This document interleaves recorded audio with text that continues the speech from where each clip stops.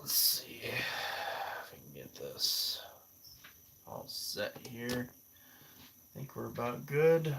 I'll wait a couple minutes for you to come on. I know that it's late. It's late for me. So yeah, I'll wait till I see some people on here before I start talking. I'm listening to my cat's whine because it's late and I'm not in bed yet. So my little girl kitty and my junior male cat, they're both whining right now. So it's kind of late.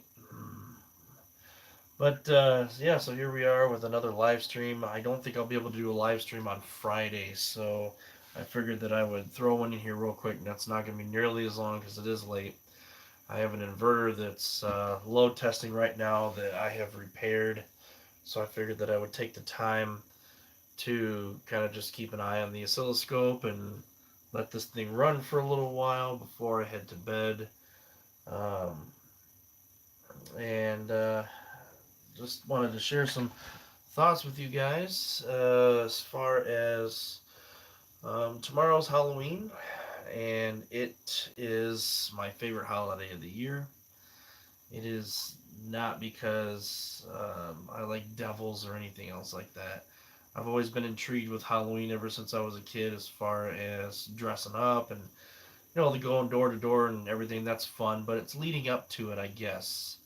For me, fall starts, mid-September, and then ends the day after Halloween. It's the way it's always been for me, as far as back as I can remember. And I kind of actually get kind of depressed because fall is actually my favorite time of year. I love that the leaves change, and for those of you who live in the South or wherever who don't experience fall like we do up here in Michigan, it's a beautiful time of year. The weather is cooler, but not too cold. We don't have any hot days, but we don't have any freezing days, and so it's just a really nice time of year for me. That's just my preferred time of year. That's why I'm having a fall wedding next year, early October. Um, if you can hear that cat over there, that's my little girl cat. She does this every night, late at night, but she doesn't seem to want attention as much as my black cat here, my junior cat, my tuxedo. He uh, he can't stand not having attention. And now they're gonna play, so well, as long as they're busy with that. But anyways, so yeah, Halloween is my favorite time of year. This time I'm gonna be dressed up in a steampunk outfit. I don't usually get dressed up. It's something that I actually regret because I was doing trick or treating all the way up until I think I was about 13 or 14. That is actually going house to house with my sister. And then just kind of, I don't know, some part of me thought that, um, let's see, Nate, yes, you're asking for a load test. I actually don't have any 9,000 watt inverters here. I had one, it was just a repair unit because the fuse broke off, repaired it and sent it right back out. So I actually don't have any 9Ks here right now.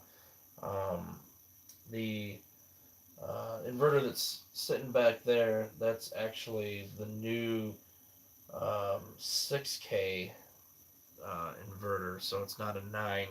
The 9K inverters are in the half, I call them the junior 15Ks. I actually don't have any of those right now.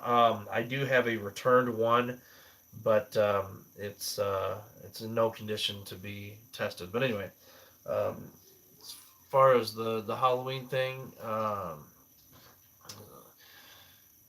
I kind of regret not getting more involved with it. I have videos when my oldest was 2, maybe 3 years old, and I recorded a lot of the trick or treating back then. When we would go house to house, I had a Kodak ZI6 in my hand. This was back before cell phones could take any decent quality video. So this would have been like 2007, 2008, somewhere in there. And I had this ZI6 that I actually started YouTube with back in 2008, and I would follow him all over the place. It actually took 1080p video. It was decent. It was a really nice camera. It was 1080 at 30 frames, and it could do 720 at 60 frames, I believe. It's a pretty neat camera. And then I would upload that to YouTube. Well, I wouldn't upload the Halloween videos, but I would use that particular camera for my early YouTube videos way back in 2008. It's been that long. It's crazy. But the trick or treating thing has always been fun for me. When I became a dad, I was always excited about the possibilities of going out and following them around and things like that. But whatever. So anyway, this year would be the first year I'm actually going to be dressing up for it. It's a steampunk outfit. I've always been really fascinated with steampunk. I think the Victorian era type of style, in that kind of classic futuristic whatever, has always fascinated me. So I've got this cane, I've got a hat, I've got steampunk goggles, and all that other stuff. It's it's gonna be interesting, and of course I'm gonna be going with Danielle's kids. So yeah, tomorrow for me marks the end of fall, and November 1st always kind of leaves me a little depressed, I guess, because the weather just gets colder and colder, and snow is around the corner. In fact, they're talking about possibly having snow tomorrow, which is very interesting here, because we usually don't get snow until after. It's not saying that we've never had snow in October, because it does happen, but it's just kind of unheard of.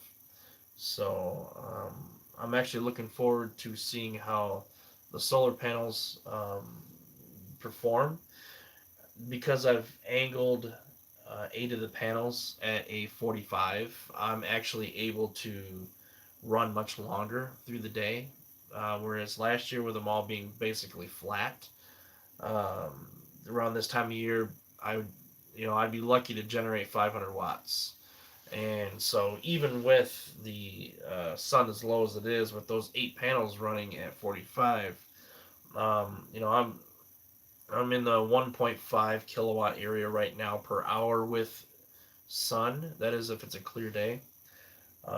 And so, from a 2.4 kilowatt system, I think that's pretty good.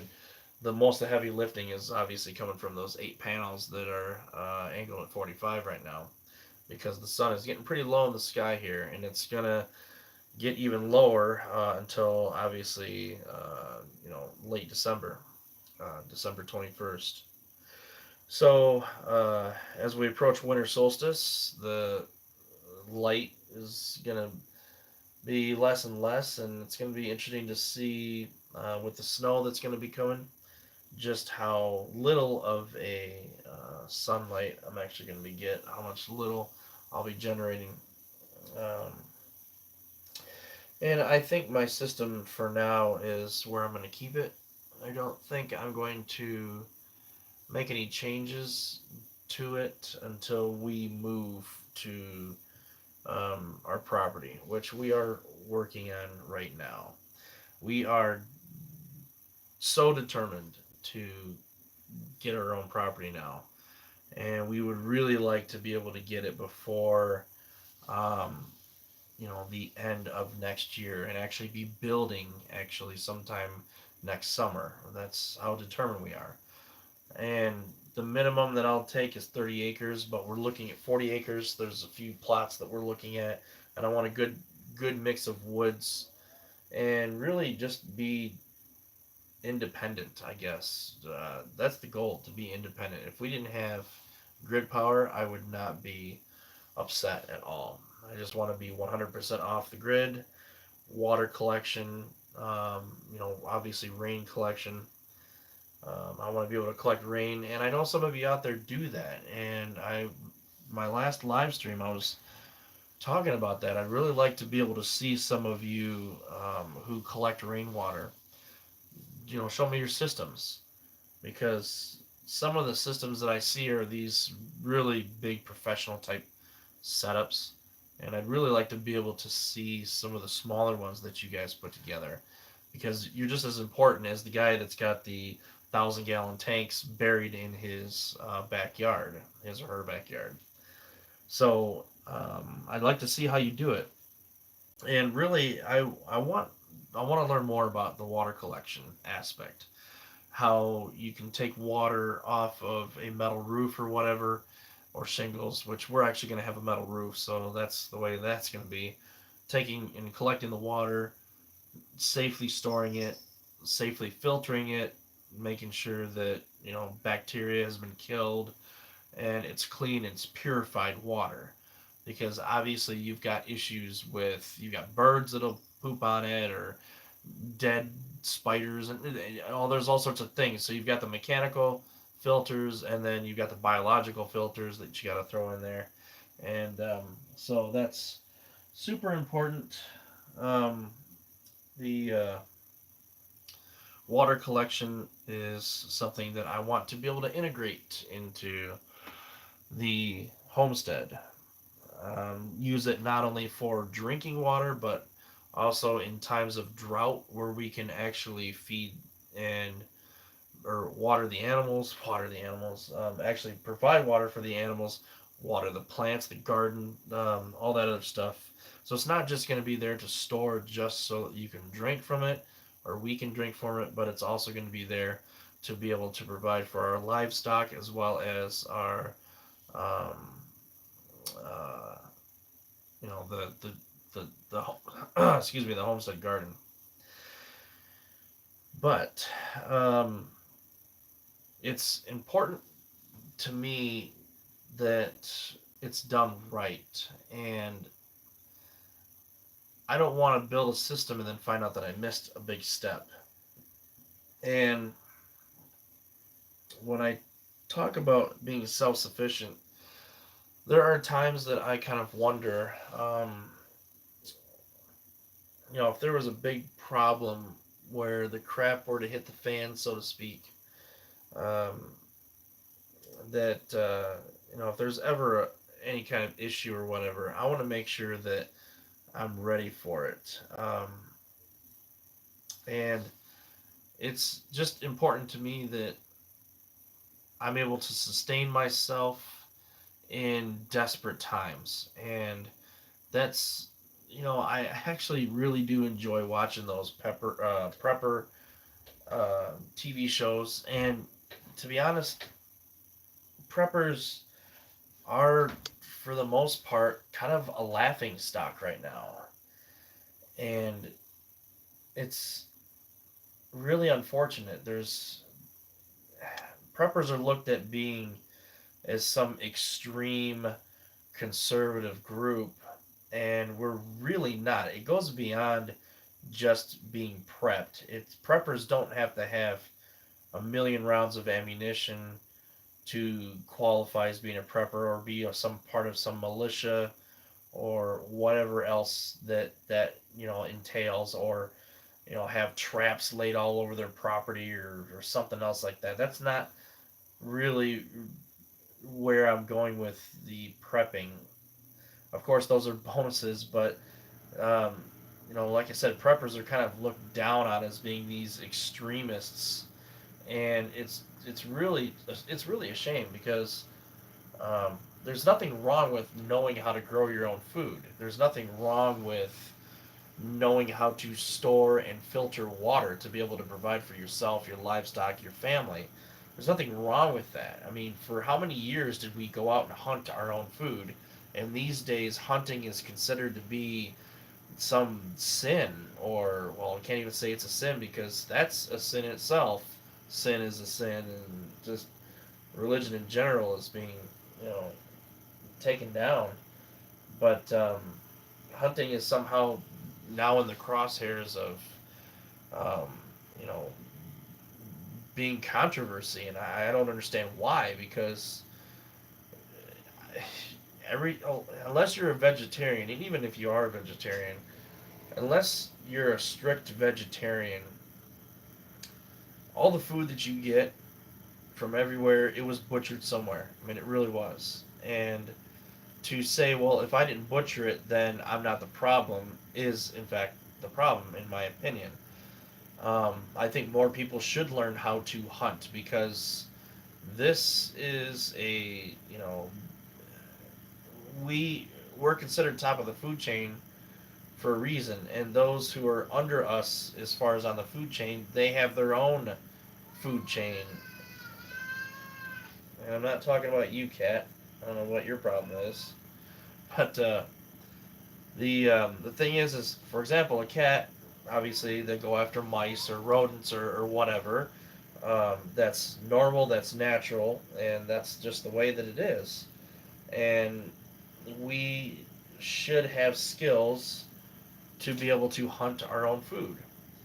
And I don't think there's anything wrong with that. I really honestly don't. I think it's a skill that many of us have lost over the years, and something that we did for however long. I mean, tens of thousands of years. That's what we did, hundreds of thousands of years. Um, and we hunted our own food.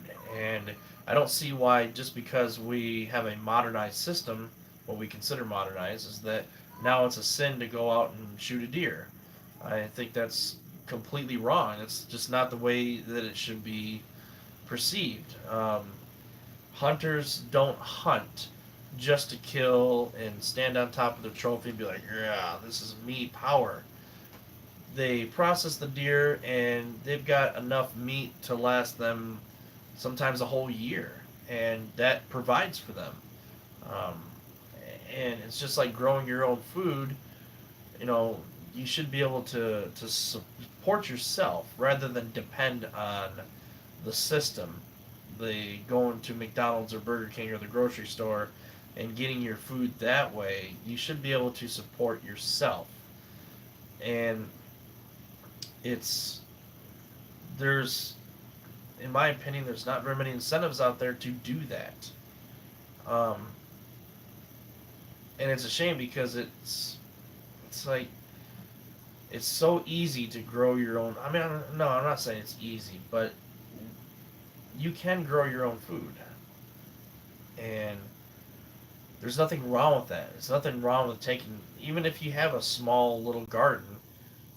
Yes, it's not going to provide for you and your family for a whole year, but it's still a small little garden. It's a skill that you can learn, that you can take with you, that all of our grandfathers and great grandfathers, grandmothers, grandparents, whatever you want to call them, they could all do, and uh, that's there's nothing wrong with it. But anyway, so yeah, like I said, my goal is to be completely off the grid. Um, I don't want to have to pay the power company anymore. I don't want to have to depend on their services anymore. I don't want to have to depend on the water system that we have, even if it's well water or whatever. I want to be able to collect rainwater and store it, safely store it, and it's just there's nothing wrong with that. So um, that's my goal. That's what we're going to do with our property, and I'm hoping to teach my kids to be able to be just as self-sufficient. It's not about putting up walls and acting like you're a small military in your own yard, and if anybody steps foot on your property, then they're going down. Um, but being able to store food, being able to be self-sufficient, being able to take care of your own needs. I don't think there's anything wrong with that, and I encourage it. And I look forward to seeing people here on YouTube share those videos with me.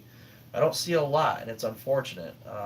I wish that I could see more people, and I know that not everybody is in a position to be able to do that. There's um, several of my subscribers who live in high-rise apartments in either Chicago, New York, and so how are they going to grow their own food? And there's always that one person that says, "Oh, anybody can do it." Well, unfortunately, no, not everybody can do it. Yes, you can put up some potted plants in your window if you want to, but show me. I don't know what your problem is, but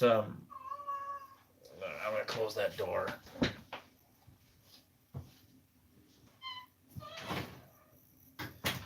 don't know why they are whining so much. I know it's late, but they are really whining. But so anyway, there. I know that not everybody can be self-sufficient. I know it. I get it. I understand that. You know, if you live in the city, how are you gonna do it? I mean, my future in-laws, they have 3 lots in Lansing, Michigan. 3 lots in the city. You know, they hate being locked out as well. But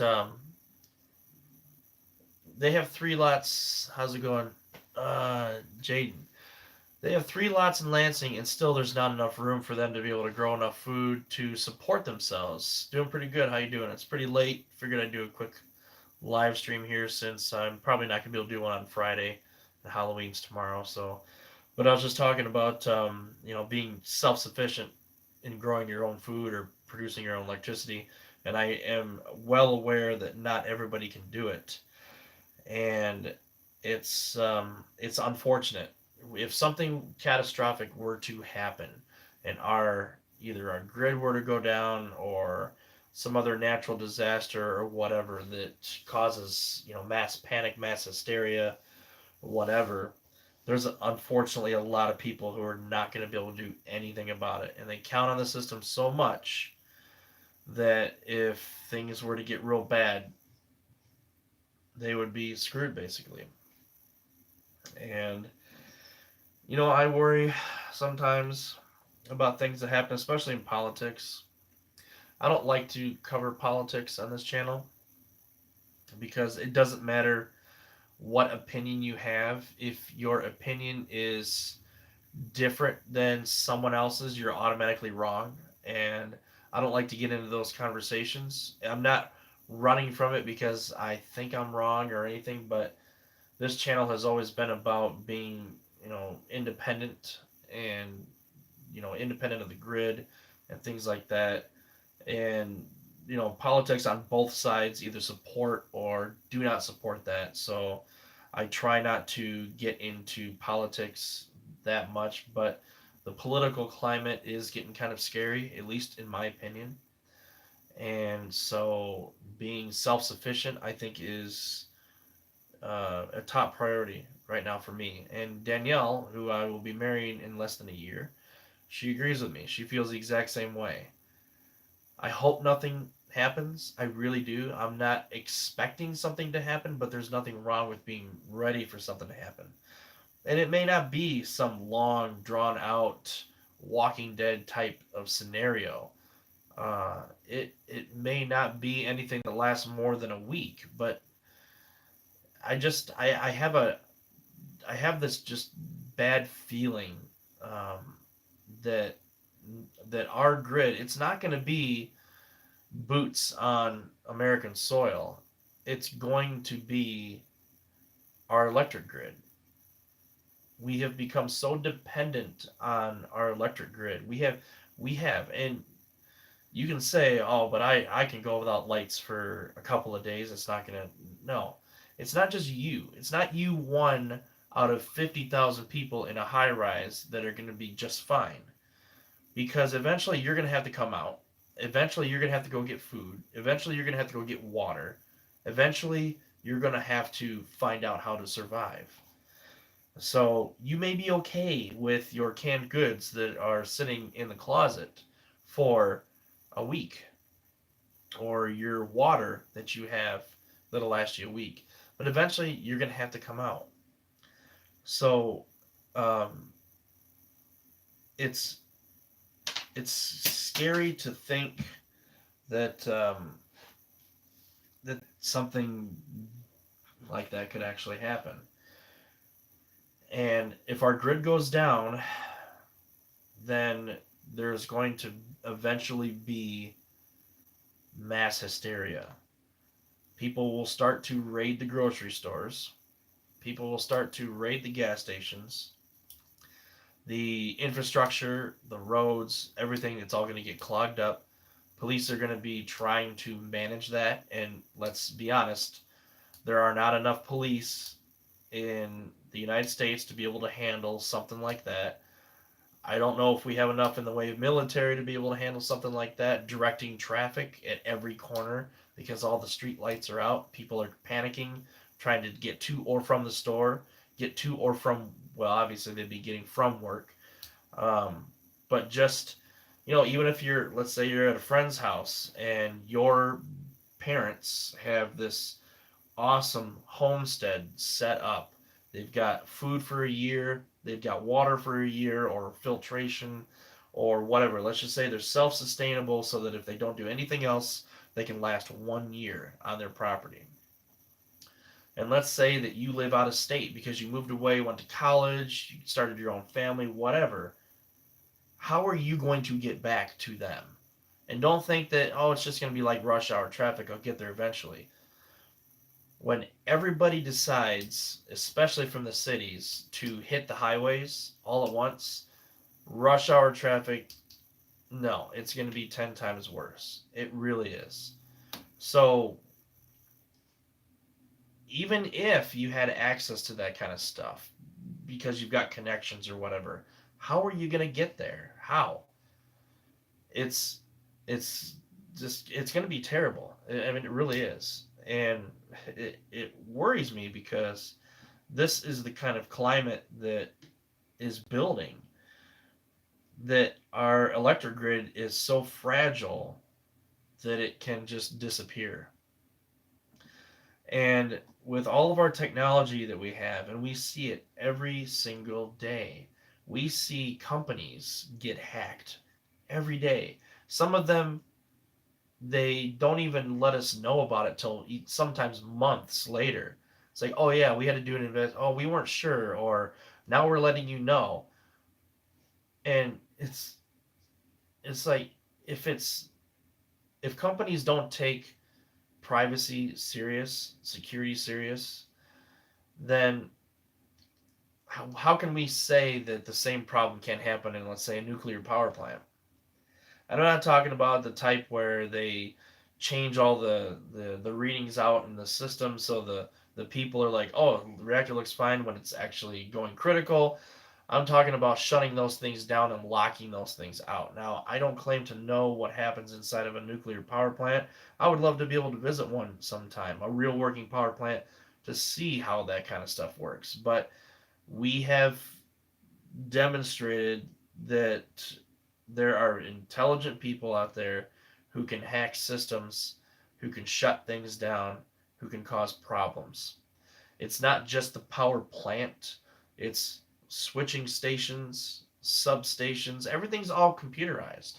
It's all computerized so that somebody from one office or one building or one central station or command module or whatever can literally set, you know, parameters and can switch directions and turn on and off transformers and all this other stuff. Again, I'm not an expert on how substations exactly work, but I do know that they are computerized. The substation that they just modernized down the road from me, it's so tiny now.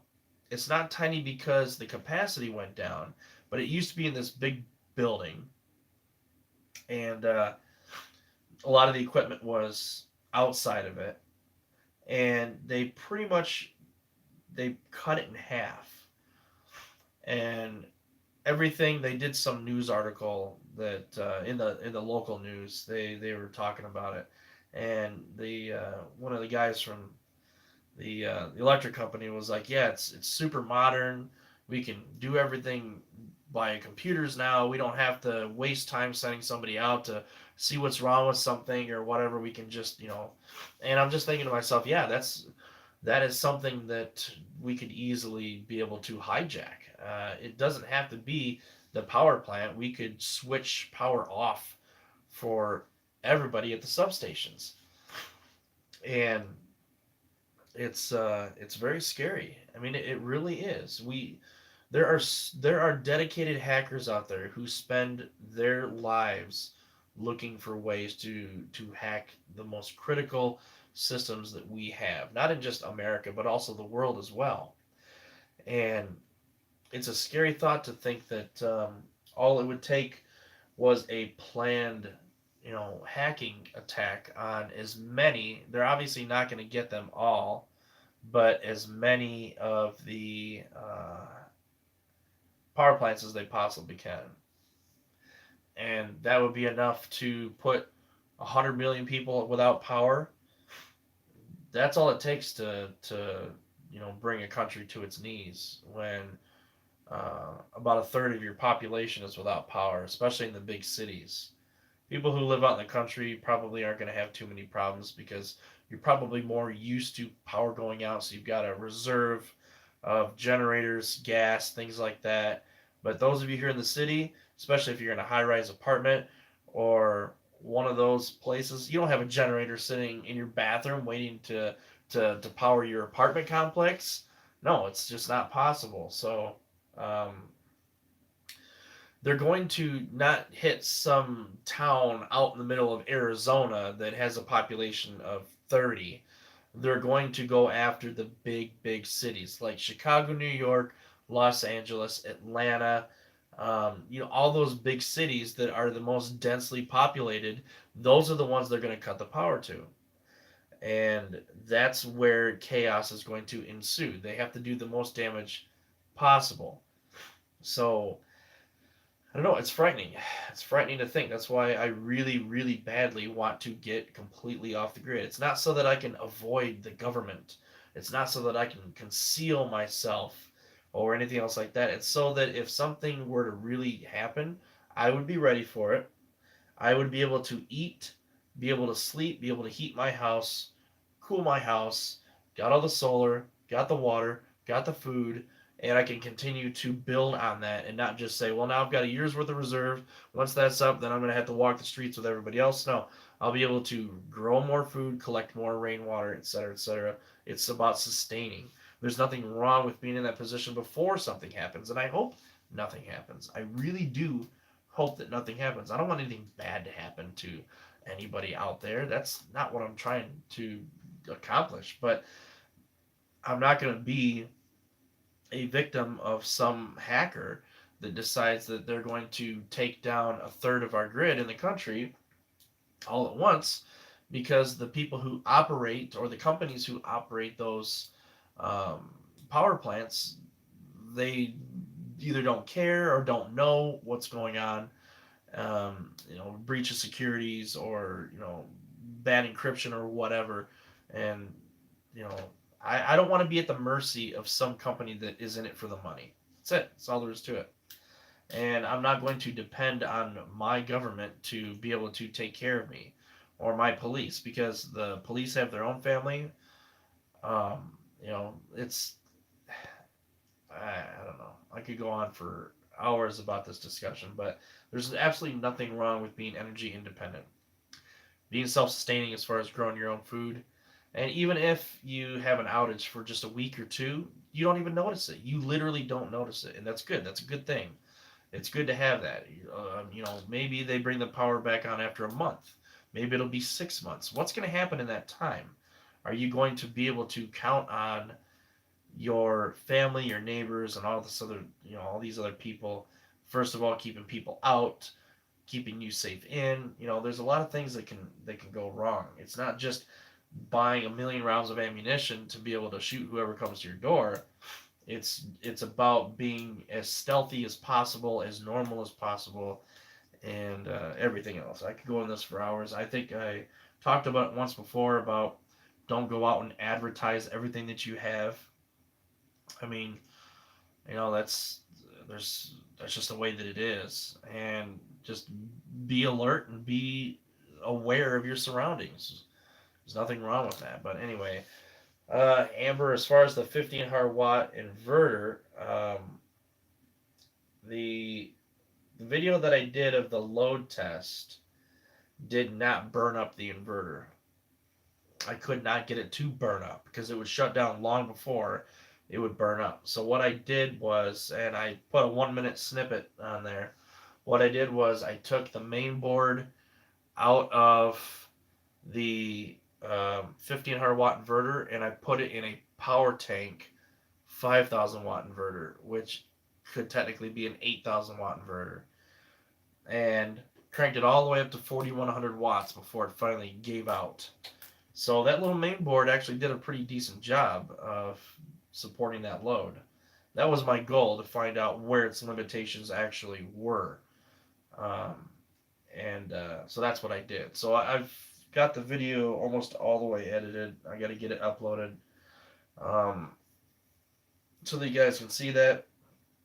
But so it was a pretty fun little deal. Now I will say that that power tank transformer, that AS4 transformer, was, to my surprise, with everything that I did to it.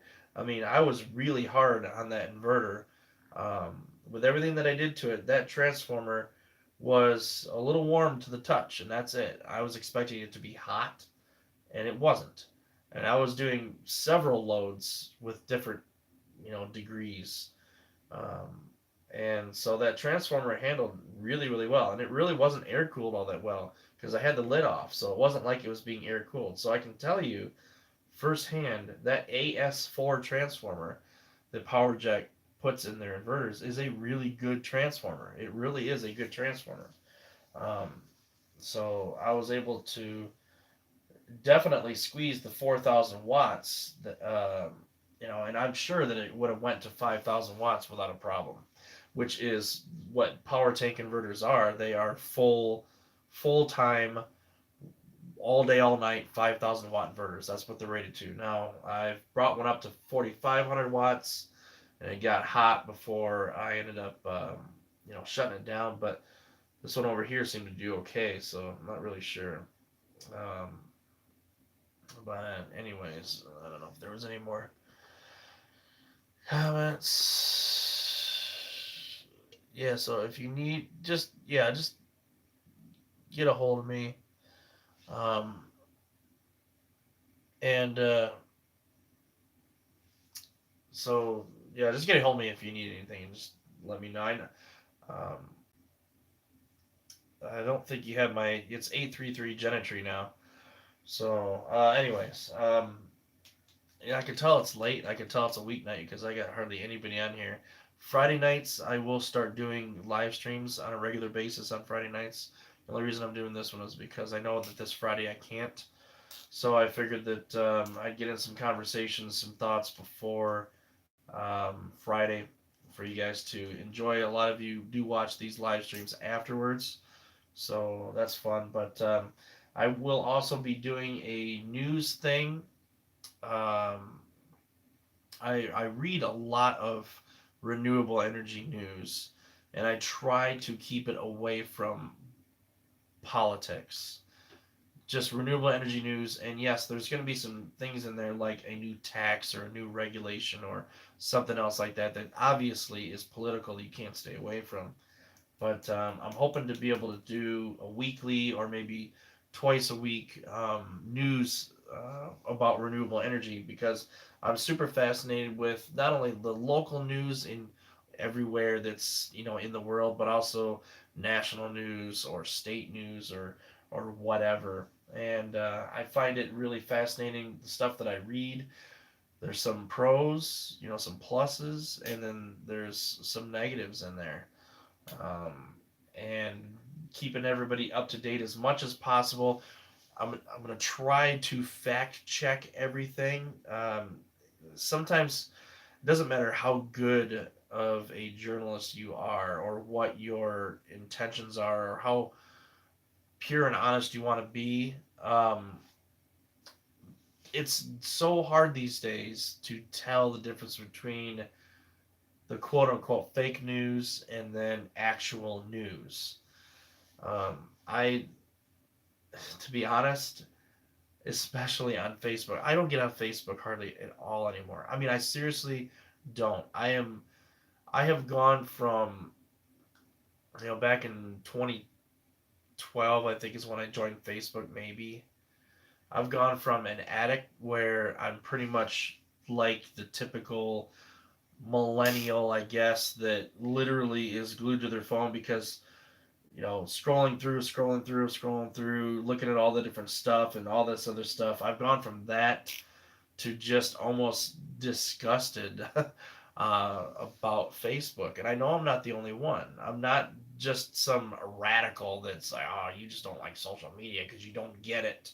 No, it's it has no value in my life anymore, and I'm not going to succumb to the pressures of the people around me who say, "Oh, you're not on Facebook? What is wrong with you? Everybody's on Facebook." Everybody was on Facebook, and yeah, I get it. I mean, everybody was on Facebook. My mom is on Facebook. She's almost 70 years old now, and she's on Facebook. My dad, before he died, he was on Facebook. I mean, yeah, everybody was on Facebook, but the problem is that for me, social media has just, and I'm not talking about YouTube. I mean, YouTube is a social media platform, but I'm talking about just the the finger. There's nothing organic about it. This is organic. This is to me much more social media rewarding to me, um, where I'm actually able to interact with people like this versus just putting a thumbs up or a smiley or some comment like "oh happy birthday" as if that you know really means anything. So yeah, for me, social media is really I I I think maybe once every couple of days I'm on Facebook anymore. Um, I don't know. It does not appeal to me. It's all ads for me, and anything relevant for actually family stuff seems to get pushed to the bottom. It's always this. I wish that I could turn off all politics because it seems like the only stuff that ever hits my news feed on Facebook anymore is somebody sharing someone else's post or news feed or some either liberal or conservative. It doesn't matter. It's always something that is meant to rally people into the court of public opinion. And I just look at it and I'm thinking, is this even real? Does this make any sense?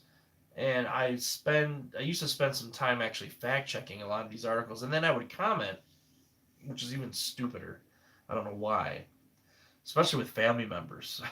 I don't even know why I even bother, or I don't bother anymore. But I would comment on, oh, this is fake and this is the real story, and they'd be like, yeah, that's what the media wants you to believe. And I'm thinking, if it even if it's fake, it doesn't matter what side of the aisle you're on. Even if it's fake, you don't want to accept it. It's like, okay, whatever. Then just keep on believing and spewing out whatever you want. So for me, social media is basically dead as far as like Facebook is concerned. I use it for Messenger. That's basically it. And I think the I think the only reason I actually use it for Messenger anymore is because I talk to Danielle with Messenger. That's pretty much what we use exclusively, which is kind of weird, but we don't text anymore and we just use Facebook. Seems to be easier that way. But anyways, so uh, um, yeah, as far as that goes, I don't even know what I was talking about. It's late. It's almost midnight. So uh, yeah, the news thing, I'll be doing some of that, trying to fact check it as much as I possibly can. That's not a guarantee that everything that is going to go up on the news, my news feed, is going to be 100% accurate. Although I will try to, um, uh, you know, fact check everything. I'll try. But I like sharing news about renewable energy and reading about it and whatever to try to build awareness of you know being renewable and what things that are happening in the news and whatever. I mean, right now I just found out this morning through my fiance that they are trying to pass with the state of Michigan. They're trying to pass a tax exemption, which is good. Obviously, we all love tax exemptions for those who generate less than I think she said 100 kilowatts a day. I I'm not 100% sure on what it is, but in Michigan they're trying to pass something so that your taxable land value, you can't be taxed on the panels if they generate less than X amount of dollars.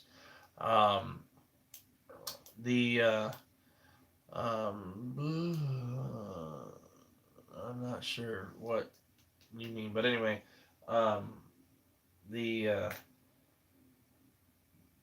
adding panels to your property, at least here in the state of Michigan, I don't know if all states do it, but it increases your taxable land value, which, in my honest opinion, I think is crap. And I am all for paying your fair share of taxes. I'm not anti tax, okay? Things have to be paid for, roads have to be paved, things like that. I get it. But um, the thing that I don't like is that adding solar panels to your property, that is your private property, increases its tax revenue for the state. I think that's wrong. Um, it's like putting up a tree house. That shouldn't, increase your tax value, which it doesn't.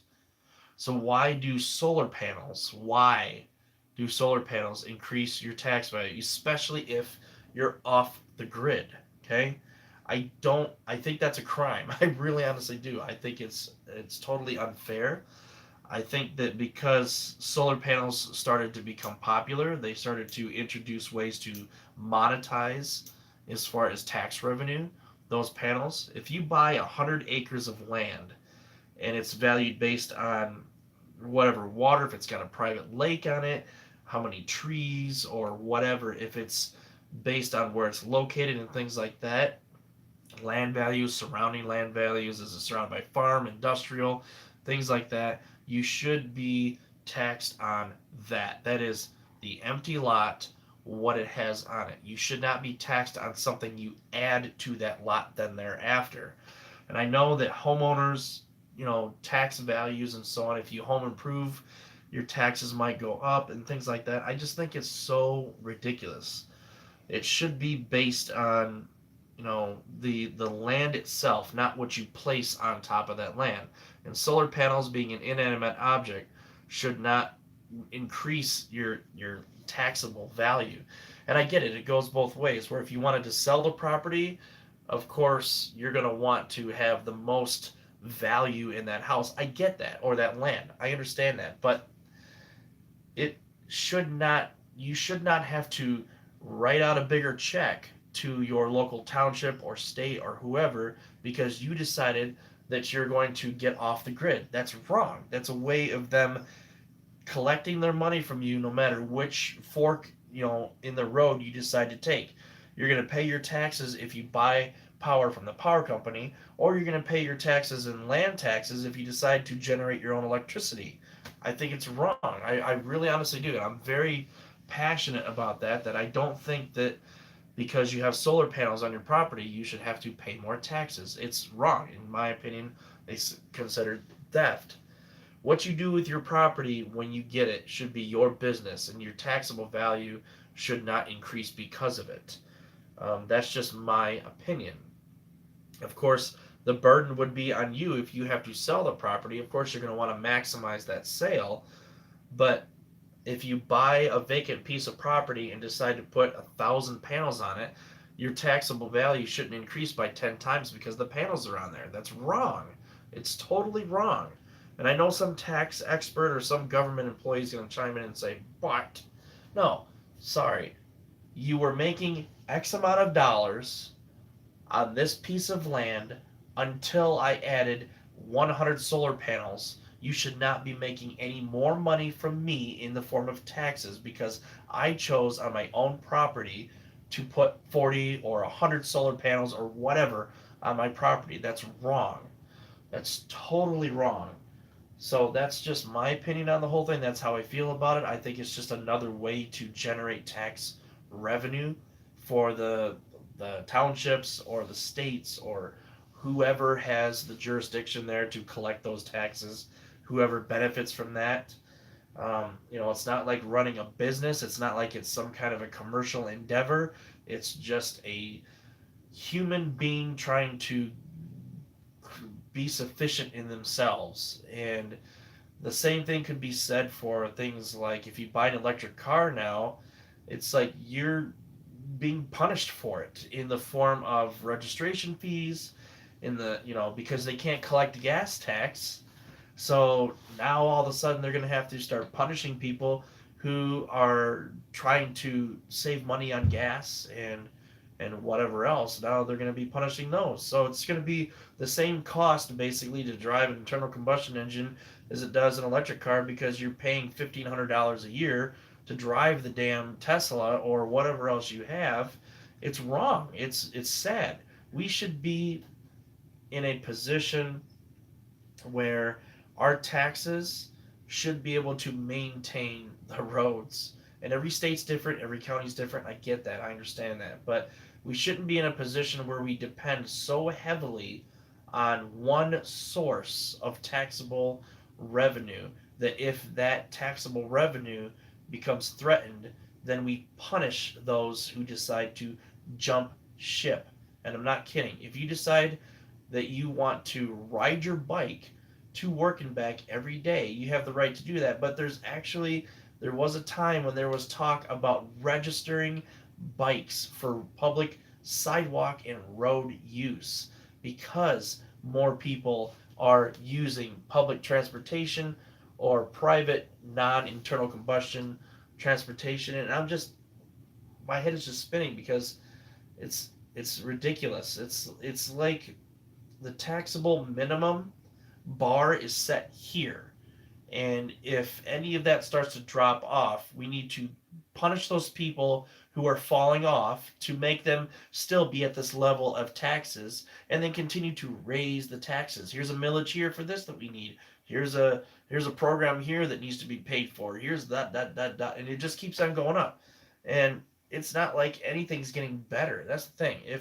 If taxes improved the roads to where, like, they had those self-healing roads or those heated roads or something else like that, where you could see a tangible good that's going to be good for not just you but for everybody around you, for visitors from out of state, from everybody, then yeah, it would be something that you would be more inclined to pay taxes on it. But our infrastructure is crumbling. The roads here in Michigan are terrible. And when they finally do replace a road, it's like the cheapest possible job that you can possibly do. They've been doing construction all over the place here, in my area, and they just replaced a road not that long ago here, right down the road from me, and it's already starting to crack. And it's not. Hey, we haven't even been through winter yet. It's starting to crack and break apart because they did it for as cheap as they possibly could. And I'm kind of ranting right now about the whole thing, trying to read the comments too. The phone is kind of far away, but the point is that when you pay taxes, the tax should not, in my opinion, go to boosting someone's salary. It should go to the actual tangible goods that you're paying the taxes on. And it's it's very frustrating. So why should I be punished for going off the grid? Why should I pay more taxes than my neighbor who's not off the grid? Or pay the same taxes that he's paying because I'm off the grid? Why?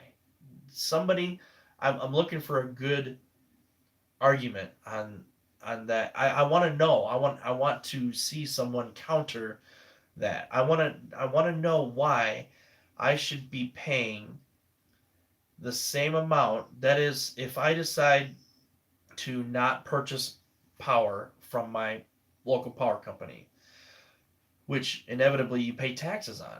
You pay taxes on anything you consume, anything, except for food here, at least in Michigan. Um, Unless it's prepared food, then it's taxed. But I want to know why, if I decide that I don't want the power company here to get my taxes anymore, or get the state gets the taxes through the power company, and I decide to disconnect and generate my own electricity, I want to know why it is fair for them to then increase my taxable land value, and I pay more taxes anyway to make up the difference of not paying the power company taxes. Why? Why is that right? Why is that fair? Why should why should that be allowed? Why? It's it's wrong. Why should I have to be punished or have to basically pay the same amount of money as someone who has uh, who who has an internal combustion engine?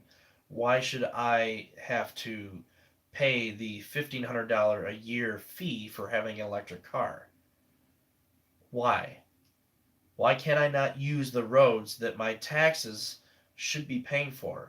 We should not depend on the roads being paid for by gasoline tax. We shouldn't. That should not be the only source or the predominant source of paying for our roads. It shouldn't be. It's supposed to be a collectible tax through like land taxes and whatever, not just, well, the only way we can pay for the roads is to raise our gas tax by 45 cents a gallon. That's the only way we can do it. The only way. You're either going to have to accept it or whatever. If you decide to buy an electric car, well, then we're going to charge you $1,500 a year to drive that electric car. Because that's about how much in taxes we're going to get on the average person who drives an internal combustion engine. So you don't win by going with electric. You're not helping anybody. You're not helping yourself. You're not helping anybody. It's discouraging. It's incredibly discouraging. Why should I be punished because I choose not to pay a tax? And I'm not saying not paying income taxes, things like that, but if I've been paying a gas tax for the last 20 years and I say, okay, I'm going green, I'm going electric, whatever, why should I be foot the bill for approximately what I would pay in gas taxes for that entire year? Why? Tell me why. I want to know. I understand the roads have to be paid for, shared by everybody, and I'm willing to pay my share of taxes to pay for the roads. But I'm not willing to say that in order for me to use the roads, I have to pay X amount of dollars to be in line with everybody else because I choose not to pay gas taxes. Why? Roads should not depend on one tax. They shouldn't. And the rate that salaries are increasing for some of these guys who work on the roads, I can see why we're getting so short. I can see the the problems that we're having.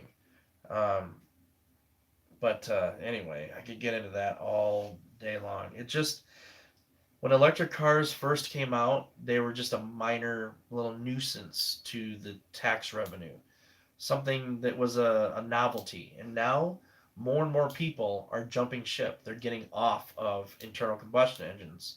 There's certain vehicles that you can't, like big, you know, like a Chevy 3500 dually or whatever. We're quite a ways off before we actually have a vehicle that's electric that's going to haul, 30,000 pounds. I'm not saying it's never going to happen. I'm just saying that right now it's much easier to haul with a big diesel. The Tesla truck that's coming out, that's going to be nice. And we're going to see more and more of that, but it's it has just shifted my opinion. It leaves such a bad taste in my mouth for all of these policymakers and these politicians who see a tax revenue stream dry up, and they punish those who are the ones who are actually leaving or choosing not to pay that anymore. And it's a surprise to me that at this point growing your own food is not in some way taxed. Like they have to come out once a year and see how many seeds you planted and tax you based on that. I don't want to give them any ideas, but if more and more people started growing their own food, it would not surprise me if somebody introduced some kind of legislation that says, well, we're not making any money on food anymore from the farmers and their income and all that sort of stuff, so now we're going to have to start going after the people who are feeding themselves because that's not right. We're not making any money. So, um, anyways, you can tell that I am extremely frustrated with things that are going on right now.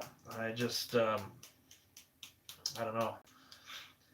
I just it's like they always get their money no matter what. I'm like I said, I'm more than willing to pay my fair share, and I do pay my fair share. But if I decide to take matters into my own hands and be able to, not just not have to pay that tax anymore, but just be independent, I should not be punished for it tax wise. I shouldn't. It's as simple as that. That's how I feel. Maybe one of you out there can change my mind about that and just tell me, um, why I should, feel differently. But I am looking forward to the day that I do get an electric car. Maybe it'll be a Tesla. Maybe it'll be from one of the big three. I mean, to be honest, I don't think the big three are going to be able to produce a good electric car. That's just my opinion. Maybe my opinion will change when I actually see one. Um, I just don't think they're in it for. I think they're just whichever way the wind blows kind of deal. I think they're just going to produce it because it's going to sell, and that's it. And that's all they care about. And obviously, they're a corporation, they're a company. They have to make money. I get it, but um, you know, I think, and I know Tesla has their own problems. I get it. I'm not saying that they're perfect, but they really did start something big. And I would much rather own a Tesla than a GM product at this point, or a Ford, or Chrysler. Even if Consumer Reports says that this Chrysler something or other is the best thing ever and really gives Tesla a run for its money and blah blah blah blah. I don't know. I wouldn't feel comfortable with it because I think that I would be succumb to, the expectations of I got to take it to a dealer. I got to go to a dealer. I have to go to a dealer. You're going to be stuck in that whole loop. And with, you know, I don't know everybody who has a Tesla, but from what I'm reading, they're very reliable cars. They're very good cars. They're built. Yes, they've got production issues with doors not completely lining up or things else like that, but they're like a little itty bitty company compared to the likes of GM and Ford and whatever, and they've got their fair share of controversy and things like that, but I think they're on the right track. I really do, and so. But anyways, I think I'm done for the night on this. It's getting pretty late. I gotta be up early. Got Halloween tomorrow, as I said, or today, whatever time it is. The last day of fall for me. Amber, I will read all of your comments after this uh, video. I do appreciate your support. I got some projects coming up. Lots of things.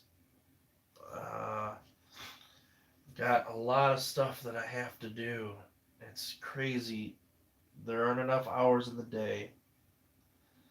I enjoy what I do, but sometimes it just feels like my head spins with all of the stuff I have to do. And I'm not talking about just work wise, I'm talking about life. Life is so packed sometimes. I have to finish this house. I've got a car out in the garage I haven't even touched yet that I'm trying to get to. You know, it's life building this business, which has been the biggest adventure of my life, the happiest part of my life, but also stress at the same time. Building a business is really rewarding, but it does have its downsides, like anything else. I hope that I continue to be successful with Genetry Solar. I hope that I'm able to establish good customer relations, be able to be in the market, be able to provide a service for people, raise awareness for energy independence, and just be self-sustainable and have a group of people who feel the same way. And I really do enjoy working with PowerJack to help improve their products. I really do. It's fun, it's rewarding, it has its stressful moments. I take a lot of heat for the decisions that PowerJack makes because I have essentially become the face of PowerJack. I don't make decisions for them. But as difficult as it is to get a hold of power jack, it's super easy for the most part to get a hold of me, to vent frustrations, to lay blame on me for something that power jack did. Most recent thing being the split phase thing. So yes, it has its negatives. I try to diffuse situations. I try to be as descriptive as possible. I try to explain things. I try to describe my opinions, but in the end, I can only do so much. And there are shortcomings with power jack inverters, but we are moving in the right direction. I am helping them to improve their products through any means possible because I honestly have faith in their company. I know not everybody does. I know that. But just because I have faith in a company doesn't mean I'm wrong. It's just the way that it is. If you disagree with me, fine. You want to talk about it, fine. But this is my life. This is what is building my business. This is what is going to purchase the land that I want. This is what is going to bring me to energy independence, that is going to sustain myself and my family. And I hope to bring knowledge and awareness along the way. And it's that's just the way that it is. But I'm not regretting anything. I'm not regretting any of these decisions. I love what I do. I absolutely love it. I love working with PowerJack. I love the responsibility that I have. And when I've helped somebody, even if it's something as simple as, hey, this thing isn't turning on, and then we figure it out, and hearing them say, thank you very much, you've been awesome, I couldn't get a hold of PowerJack for weeks, and you've helped me, and whatever, that is so rewarding. It's incredibly rewarding. And there's bumps in the road, yes, very much so. I've got a full workload, you know, but this is what I've decided to do. I've decided to build this business. And so, it's maybe it's from me working in retail for almost 20 years now that, you can make a difference, really. And it's, I don't know, it's just the way that it is. So the rewards are seeing the success and seeing what you've built. The rewards for me is when I get an inverter that is put on my shelf that doesn't work, and I'm able to sit down and figure out why it doesn't work. And I'm learning about all the little nuances and intricacies of why these inverters work the way that they do and how they can be improved and what we can remove here and what we can add here and all this other stuff. It's a fun adventure. It really is. And when you power that inverter on for the first time and it works and you had something to do with that, that's so rewarding. It's so awesome because I see so much potential in PowerJack. I really do. And again, I know not everybody does. If you asked me this question 2 years ago, if I had faith in PowerJack as far as a company, I would be like, no way. I would literally be like, no way. Why? Because I had a bad experience with PowerJack.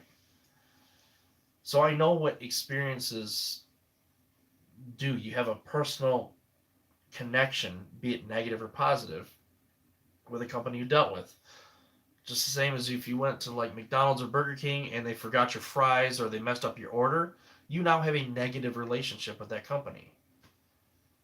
So I understand that those of you out there who have had nothing but bad luck or the thing didn't work right out of the box or whatever, I understand that automatically makes you have a bad relationship with the company and therefore you can see nothing positive about them.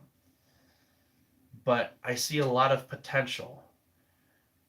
I don't know what their secret motives are, because that seems to come up once in a while, where it's like, oh, they've got a secret motive. They're going to take over this in the United States, or we're going to be, what? It's just whatever it is. If they do have that secret motive or whatever, I don't see it personally, because the way that they treat me, the way that PowerJack treats me, if they had some kind of an ulterior motive, or some whatever form of they're going to take over something or other, or they're going to damage somebody or whatever, they I don't see it, because they treat me so well. PowerJack treats me so well. I love working for them. It has its moments. It has those moments where I literally pull my hair out because either they don't understand what I'm saying, or they just, their policy cuts off right there. And I get that. That's business. That's business, okay? But talking to Jack, the actual owner of the company, he's a real human being. He's got a life. He's got kids. He he aspires to, like, literally aspires to help people. Of course, everybody's motivated by money to improve themselves, but like when the tariffs went up, he didn't just say, "Well, now our costs are going up. We're gonna have to raise our prices." He took this as an opportunity to try to stabilize the market, the inverter market, and kept prices exactly where they were. In fact, lowered them. He was selling 15,000 watt inverters for $800. I can't even touch that. I can't even get close to that. Shipped from China. And I know that there's, some Chinese influence there, where they inject money and things like that. I get that. I understand that. So it's not, I understand, okay? So don't jump on me and say, well, the only reason they're able to do that is because of this. No. Jack has a genuine interest in actually making things better. Trust me, I have talked to him for now almost 2 years. Not just business conversations, but also on a personal level. Conversations with him as far as what he wants. And I can't hear in his voice deception, or him trying to mislead me, or try anything else like that. The way he's genuine about his family, the way he's genuine about, working, and, he's a hard worker and things like that. It just, he treats me really, really well. He really does treat me well. And I enjoy working with him. I enjoy working with the staff. I know that for some of you, or a lot of you, the sales team, through eBay and whatever, they kind of, they, that language barrier plus that time zone barrier, I know that it causes frustration. I get it. But there's things that he could improve on. I know that. And it's not my job.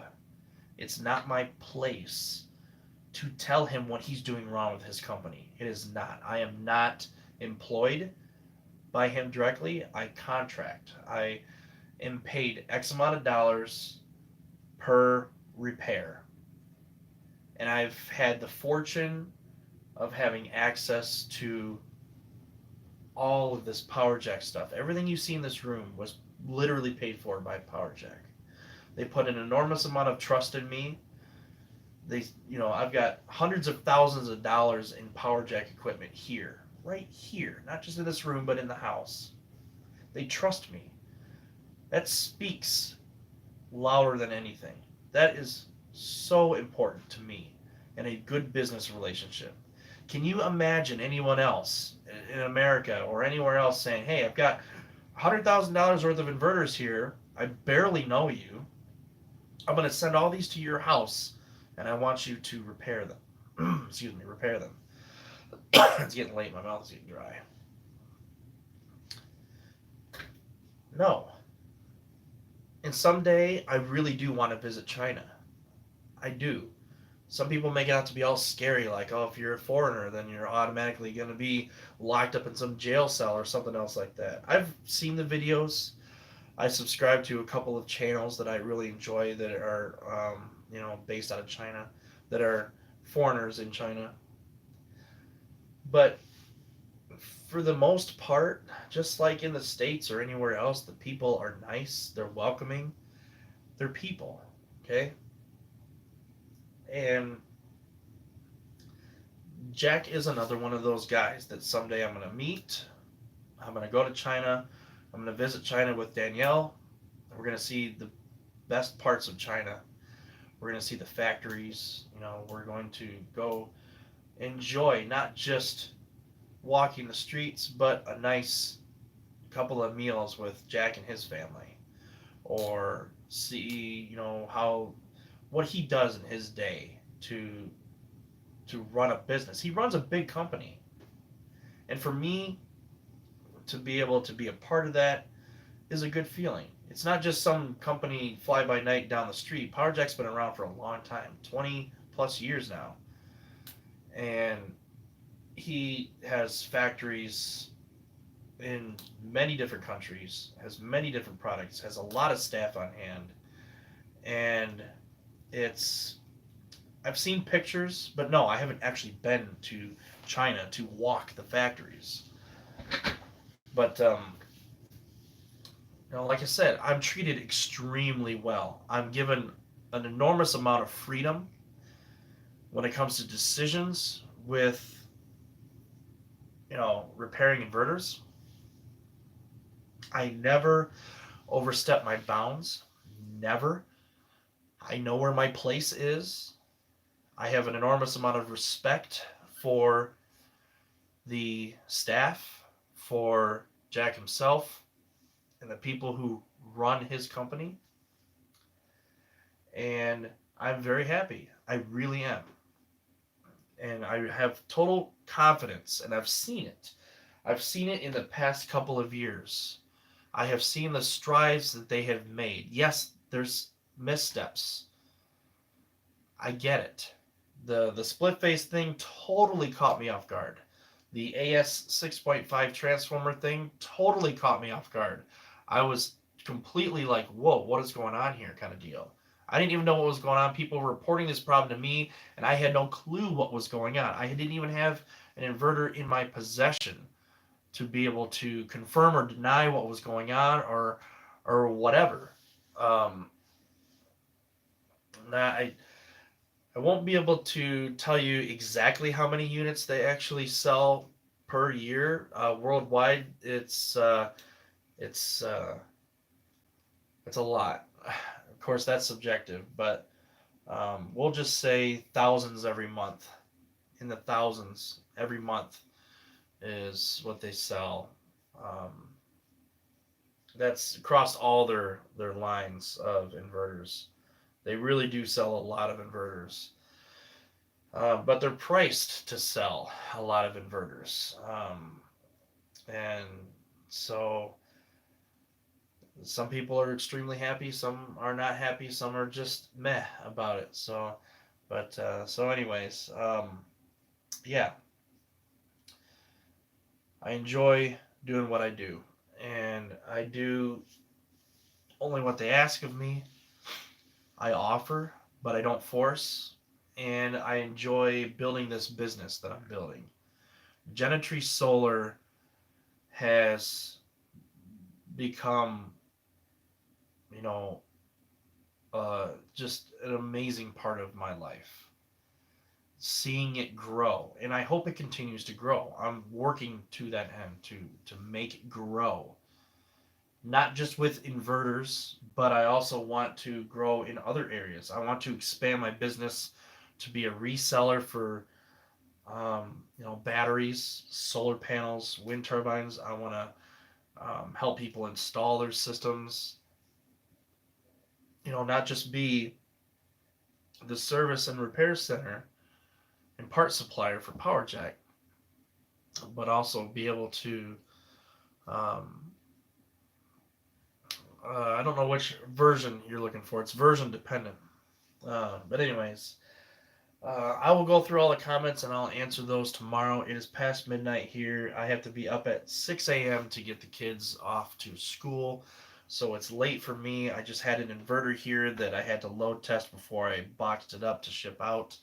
And so I was just wanting to get in a conversation. The version 9, I will have to check my um, price list to see exactly. But I do have. Uh, I've got some complete control boards for version 9. I do have some non split phase version 9 boards, charger boards. I would have to check my stocks because the version 9, I've got boxes of version 8, but as far as version 9 goes, I don't have too many of those. I'm probably going to have to put in an order to Power Jack for split phase charger boards. Because I know that's going to become a request now that I put up that video for um, converting to split phase. But anyways, like I said, I'll answer all the questions after I wake up tomorrow. And just as a reminder, my Genetree Solar number, the 833 Genetree, it is they're available to you Monday through Friday Eastern. If you text me or call me outside of those hours, then I won't answer because I have it completely shut off. I don't get notifications because it's outside of business hours. So somebody could be calling me right now and I wouldn't know it. And I'll tell you what, it's been nice. It's been so nice because it's so much nicer to wake up, and start my day at 9 a.m. Not wake up at 9 a.m., but start my day at 9 a.m. and be able to read through the messages that I actually receive and answer everybody as best I can, or answer the calls and the voicemails and things like that. It's so much nicer. But if it's outside of business hours, then I just don't answer. It's not because I ignore, because I hit the no button. It's because I don't even know. It's just like being at a business. Um, Everything is off. I don't get notifications. Even my emails, the sales at genetreesolar.com. I have my email client turned off outside of business hours. So I don't even get messages for tech support or sales. I don't even know. I mean, I'll know if I get a new inverter come in, a new part, or something else like that, a new whatever, because PayPal will notify me right away that I received a payment. But other than that, no. It's so if you want to get a hold of me, yeah, I I have to stick within some business hours because if I try, it's going to consume me basically. I need to discipline myself to be able to have my business that I'm going to work on between 9 to 5 as far as the customer service and things like that. I mean, obviously I'm staying up late to repair some inverters that have to go out, but sometimes I'll be done early in the afternoon, and other times it's this late at night. So anyway, I will read all your comments. I appreciate all of your help and your support. Remember, genetreesolar.com. I appreciate all the support. Um, Ricky, I know you're probably not watching this. Ricky, a fine gentleman, sent me 4 inverters. 4 that he didn't need anymore. Power jack inverters, they're older, but he ended up replacing everything with a big 15K inverter. And he sent me the ones that he didn't need. 4 inverters. 4. They're 8,000 watt units. So it's stuff like that that I appreciate. That's where I can take. I'm probably going to donate one of them. I'll do a giveaway on the channel or something like that because I don't feel totally comfortable saying, okay, well, now I'm going to sell them all so I can as much money as I can get, stuff like that. I don't like doing that. So I like everybody to be able to share in this. So I'll probably fix one of them up and I will have PowerJack sponsor a giveaway. Um, Sponsoring being meaning that they would basically cover the parts to repair, because any parts that I use, if it's for a warranty service, it's obviously covered, but if it's something for personal use, then obviously I pay for it. But so I'll get them to cover the parts if anything is needed, and then I'll do a giveaway for it. Um, to help promote the brand and also help somebody out who's out there who maybe can't afford an inverter or something else like that. You never know. And you can even if you have all these inverters, if you know somebody who needs an inverter who can't afford one, then obviously you can help them out. So I have to figure out the rules of YouTube to figure out what's the best way to hold a contest. I don't want to put it behind some paywall or Patreon thing or sign up for this or whatever. I don't want to do any of that. I just want to basically be able to pick somebody at random and give it to them. Cover the shipping. Just give it to them. Because that's how I feel about it. But yeah, Ricky, thank you. 4 inverters. 4. I remember when I received those 2 big 15,000 watt inverters. One of them had never even been used, and that was awesome. I mean, that helps me out. You don't have any idea how much that helps me. So, if you've got an inverter that you don't need or don't want or whatever, and you don't think you're ever going to do anything with it, send it to me. I can use it for parts. I can get a credit on the parts that I use. PowerJack will actually pay for that stuff. So it's not like I'm helping PowerJack out. I'm not taking your inverter that you give me and saying, okay, now we can use this on our repairs. They know the inverters that I get. And I either choose to sell them myself on my own website, as in the form of the open box, or I can use the parts for repairs, and then PowerJack would cover that. They would pay me for that. So, anyways, so we're gonna call it a night. I have to get to bed, but I do appreciate all your help, and I have noticed that things have gotten a lot better with the new 833 Gentry. It's been easier to respond to messages and so on without having to worry about spam or anything else like that. So, if one last thing, if you happen to be a large company, like a solar company or whatever, and you need a large batch of custom inverters, let me know, because I can now design a specific inverter for your needs. I'm not talking about I build them here. I'm talking about I put in an order to PowerJack, and they are able to build a custom inverter, and then I warranty it. I just want to let you guys know that, because I've been asked before, but up until now it's been kind of meh. So, one example I will say is I've got a 1,000 watt inverter that's split phase and 24 volts, custom made. I might show you guys some pictures of it when I get it this Friday. I'm getting the sample unit. 1,000 watts, 24 volts, split phase, and it'll handle 2,500 watts. So that is a custom thing. That's not something PowerJack sells. That is completely custom. They wind their own transformers, and everything is custom. So if you need a custom built inverter, I can't get a good price on an individual because you've got the shipping and so on, but a batch order, a large order of probably 10 or more, I can do it. I can do it. So anyway, good night, everybody. Thank you for your support. Remember, being independent of everything is awesome. It's what we all strive for. So, happy Halloween. I probably will. Happy Halloween, even if you don't celebrate. Hopefully you hand out candy. If you don't celebrate at all, if it's just another night for you, then that's fine. I respect that. I'm going to have fun tomorrow. I'm going to take all the kids out. I'm going to dress up in my steampunk outfit. And I'm going to enjoy the night. I'm going to spend the night with Danielle.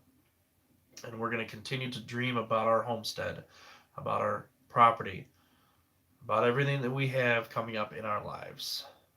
So, I wish you all the best, pleasant dreams, Have a good night, everybody. Happy Halloween. And of course, take care.